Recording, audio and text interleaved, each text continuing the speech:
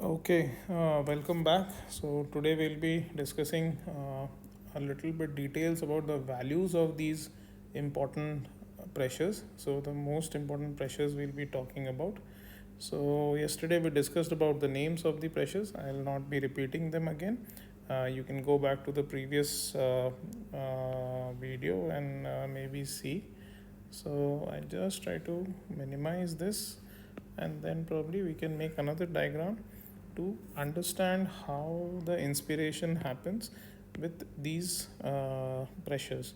Okay, so see, during our MD or DNB exams, we hardly have any time to write. For a 10 mark paper, we usually get even less than 10 minutes to write. Okay, so in these kind of scenarios, it is very important to be able to draw diagrams. Like I told you before, you can draw just with a scale and a pencil a rough diagram. It need not be, the most artistic diagram, but at least it should convey the message that we want. So above we will be uh, drawing the tidal volume, which will be in ml, and below we will be making the pressures. Okay, so I'll tell you which pressures we will consider for the mechanics of the respiration, and all the pressures will be measuring in centimeters of water. So what is this part? This part is the inspiration, and this part is the expiration. Okay, usually the inspiration is longer than the expiration. I'll probably write this a little better. Okay, and leave a little space for these two. Okay, so this is the volume, and this is the pressure. Okay, centimeters of H2, and this is going to be in ml. Okay, we'll explain why these two are important. So what is the pressure actually which is most important for the respiration to happen? This is the transpulmonary pressure, which will keep it open. So what are the components of the transpulmonary pressure? See, if we see it here, so this is our transpulmonary pressure. So what is the most important pressure here? The pleural pressure and the alveolar pressure. So the pleural pressure, like we discussed yesterday, is usually negative. So in this is the zero mark of the pressure, and as we go up it becomes +1, +2, and as we go down it becomes -1, -2, -3. Don't go by the scale, just understand the concept, and somewhere here it should be around -8.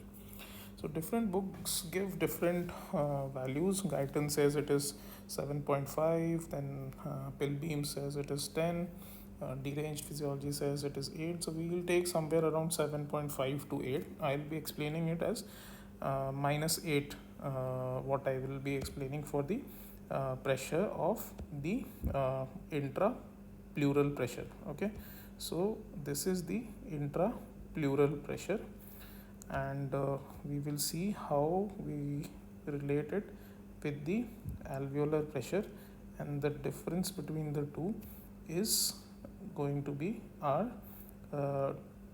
the transpulmonary pressure. This is the pressure which will cause inspiration or expiration. Okay, so as we spoke before, how will this work? So as the inspiration starts, our diaphragm starts to contract, our accessory muscles may also contract, that is the external intercostalis, the sternocleidomastoid muscle, which will cause the pump handle movement in the sternum, and the external intercostalis, which causes the bucket handle movement of the ribs. The ribs are usually slightly downwards tilted. So when we when there is inspiration is there, then they are pulled up, and that makes the parietal pleura being pulled away from the visceral pleura, and this pressure, which is usually around -5, when there is no airflow, that becomes further negative and goes up to -8. Okay, and during this time, because of this negative pressure, the intra-alveolar pressure also goes down. Okay, but as the intra-alveolar pressure is going down, we got to realize that there is going to be airflow, because there is a pressure difference now between the airway opening pressure and the pleural pressure. So as the flow starts to happen, the volume starts to increase. Okay, so the volume is gradually increasing. As the volume starts to increase, the intra-alveolar pressure will again start to rise, and at the end of inspiration, the intra-alveolar pressure will again be at 0. Okay, so we reached a volume which is around 500 ml, and after this, what happens, this intra-alveolar pressure becomes relatively positive to the atmosphere.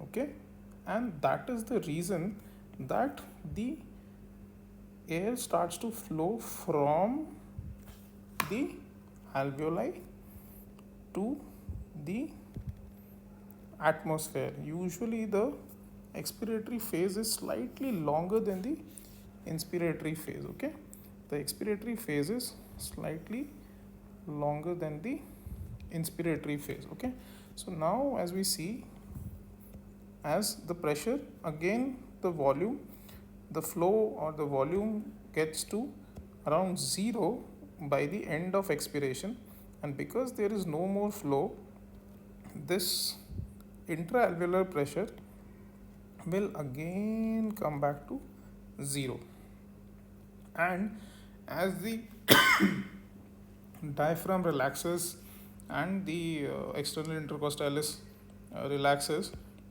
this pressure will also again come back from -8 to around -5.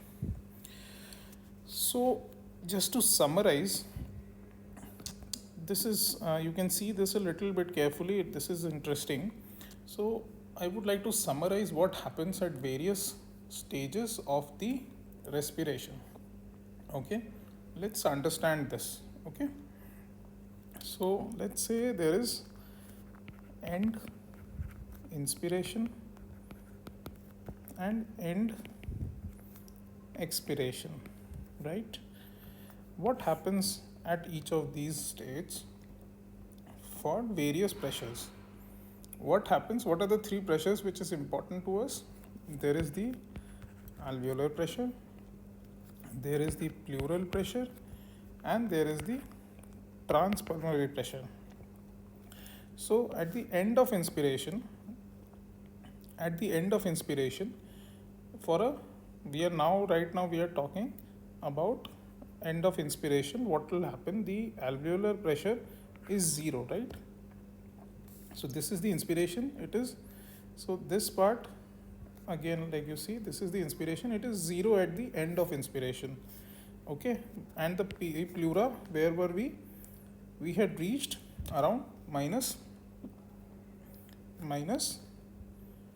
8 at the end of inspiration, and at the end of expiration, the P pleura is again 0, but the alveolar pressure is again 0, but the pleural pressure is -5, and we know what is, and these are all in centimeter of H2O, and we know that the transpulmonary pressure is the difference between these two pressures. So what will be at the end of inspiration? It will be 0 minus -8.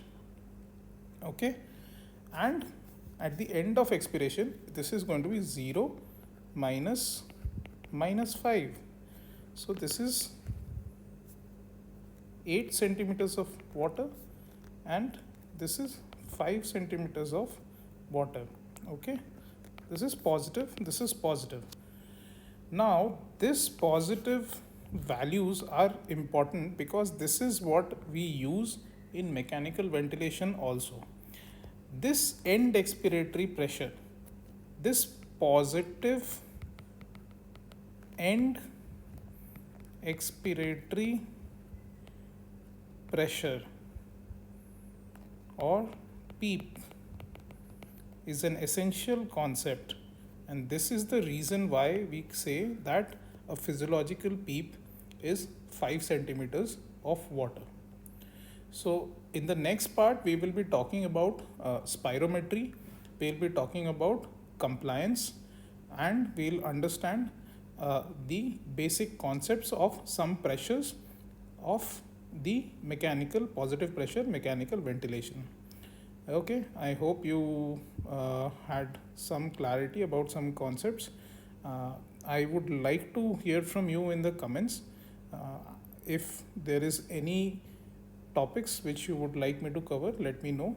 If you would like me to cover some questions and answers specific to some exams, let me know. Like I am preparing for EDAIC Part 2. If you are willing to collaborate or read with me, you are most welcome. I would look forward for your comments. Thanks.